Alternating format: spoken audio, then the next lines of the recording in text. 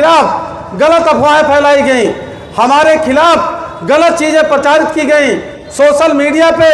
चूंकि मीडिया उनका है, सोशल मीडिया पे उनके तमाम ऐसे लोग हैं, पालतू लोग हैं जो तब दिन भर यही काम करते रहते हैं, तो हमारे खिलाफ गलत चीज़ें प्रचारित कराई गई, हमारे ऊपर उसी तरीके से दोषारोपण कराया गया जिस तरीके से हमारे तमाम महापुरुषों को, तमाम हमारे बलशाली महापुरुषों को जो है राक्षस से असुर या इस तरह से अपमानित करने के लिए जो काम किया गया और हमारे ही लोगों से उनके, हमारे ही महापुरुषों के ऊपर हमारे ही लोगों के खिलाफ करने का काम किया गया।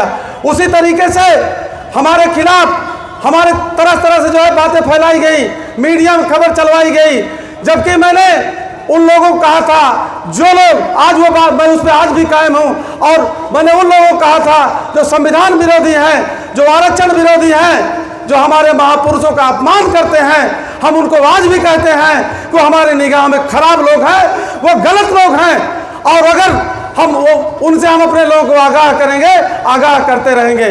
हमको सस्पेंड किया गया, हमारे खिलाफ FIR की गई, हमको जो सस्पेंशन का लेटर मिला उसमें लिखा गया कि आपने साधु संतों को हरामी कहा, आपने भगवतधारियों को हरामी कहा।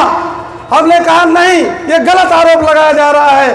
हमने उन लोगों को हरामी कहा है जो देश भारत के संविधान का विरोध करते हैं, जो संविधान में दिए गए आरक्षण का विरोध करते हैं, जो हमारे महापुरुषों का विरोध करते हैं। मैं उनको तब भी हरामी कहा था, आज भी हरामी कह रहा हूं, आगे भी हरामी कहूंगा, और उसके लिए चाहे हमको जो भी कुर्बानी देना पड़े, हम ऐसे लोगों को, हम अपने लोगों को सावधान करेंगे जो जिनके वजह से हमारा है, अगर उन पर कोई वार करेगा तो हम उस पर वार करेंगे, हम उसका प्रतिकार करेंगे। उसको अगर वो हमको हमारे लोगों को गुमराह करने का काम करेगा, हम उसको सही बात बताने का काम करेंगे। ये बातें जब हमने अपने उसमें दिया, स्पष्टीकरण में दिया कि हमने जो आरक्षण का विरोध करते हैं, जो संविधान का विरोध करते हैं, जो संवैधानिक व्यवस्था का विरोध करते हैं, जो हमारे महापुरुषों का अपमान करते हैं, मैंने उनके लिए शब्द प्रयोग किया है। उसके बाद अब ये तय नहीं हो पा रहा था कि क्या किया जाए, कैसे किया जाए, अब इनको सजा कैसे दी जाए। तो हमारे सस्पेंशन को, हमारे निलंबन को वापस लिया गया, लेकिन एक शर्त लगाई गई कि श्यामलाल निषाद का वेतन वृद्धि ना की जाए। मैं आप लोगों को बताना चाहता हूं कि न तो हमारा निलंबन सही था, न तो वेतन वृद्धि सही है। जिस तरह से निलंबन वापस हुआ है, उस तरह से गलत वेतन वृद्धि हमारी रोकी गई है। ये बीजेपी सरकार में तमाम ऐसे लोगों को, तमाम ऐसे अधिकारियों को मौका मिल गया जिनको हमने घुटने पे ला दिया है, जिनको घुटने पे ला दिया है, जिनको सोचतों पीड़ितों को काम करने के लिए मजबूर कर दिया है, उनको अवसर मिल गया, उन्होंने काम किया है। लेकिन ज्यादा दिन तक बीजेपी सरकार नहीं चलेगी, बीजेपी सरकार जाएगी, और जब हमारी सरकार आएगी, हमारे लोगों की सरकार आएगी, इस तरह से जो लोग काम किए हैं, इस तरह से जो लोग जेल गए हैं, इस तरह जो लोग सस्पेंड हुए हैं, उनको पुरस्कार दिलवाने का काम किया जाएगा। इसके लिए हम लोग संघर्ष करेंगे।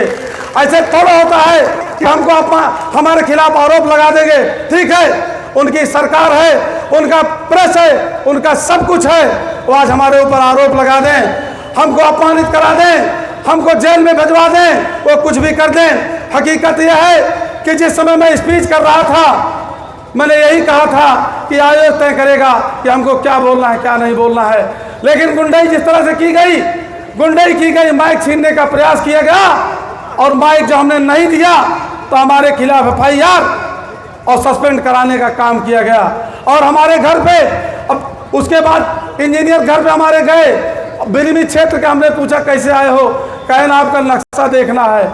हमने नक्शा दिखाया तो कहे नक्शा तो आपका बना हुआ है, लेकिन नक्शे के अनुरूप घर नहीं बना हुआ है। मैं मंच से दावे के साथ कह रहा हूँ, जिला अधिकारी महोदय से और बिलिमी क्षेत्र के जितने भी अधिकारी, उनसे मैं बताना चाहता हूँ कि पूरे जनपद सुल्तानपुर में एक भी मकान जो है नक्शे के अनुरूप नहीं बना है। यहाँ तक कि भारतीय जनता पार्टी का कार्यालय, उसका नक्शा ही नहीं पास है जिसपे बना है। RSS का कार्यालय जो बना है वो नक्शे के अनुरूप नहीं बना है।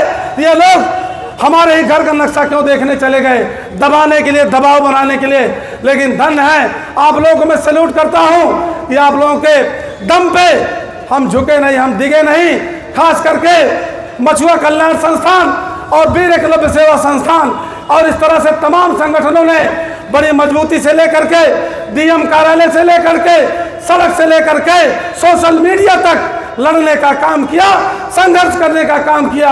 उस समय हमारी प्रस्तुति ऐसे की जा रही थी कि जैसे मैं कोई बहुत बड़ा आतंकवादी हूँ, बहुत बड़ा खलनायक हूँ। लोगों ने यहाँ तक कहा कि विदेशी फंडिंग होती है, इनकी जांच कराई जाए। जीशान अहमद के बारे में आरोप लगाया गया कि फंडिंग विदेश से जीशान अहमद उपलब्ध कराते हैं।